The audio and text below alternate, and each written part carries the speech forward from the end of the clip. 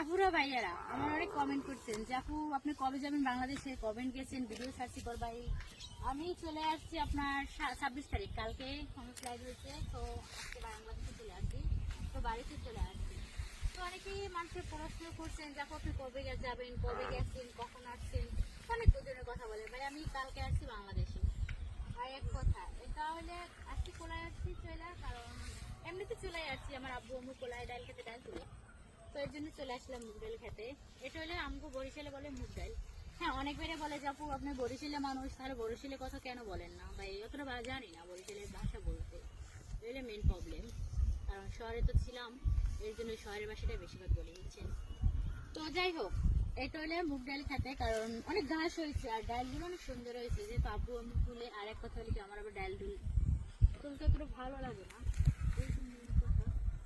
তো এর জন্য চলে আসলাম ডাল খেতে, কারণ ডাল খেতে মজাটা হলে আলাদা, বুঝছেন? ডাল তোলা, ডাল খেতে, তারপরে এক কথা হলো কি ডাল খেতে অনেক শাক হয়েছে। তো এই শাকগুলো আমি যখন সৌদি আরব ছিলাম অনেক খুঁজছি এই শাকগুলো খাওয়ার জন্য। এই শাকগুলো হলে আপনার মালন শাক বলে, আমাদের বরিশালে বলে মালন শাক, কারণ কোন রাষ্ট্রে কি বলে আমি সত্যি জানি না। তো কোন রাষ্ট্রে কিরকম কি বলে শাকটার নাম, তো নিশ্চয়ই সবাই কমেন্ট করবেন। আর এক কথা হলে আমাকে বরিশালে বলে বেশিরভাগ, আমাদের বরগুনা জেলা পাবনা থানার মানুষ বলে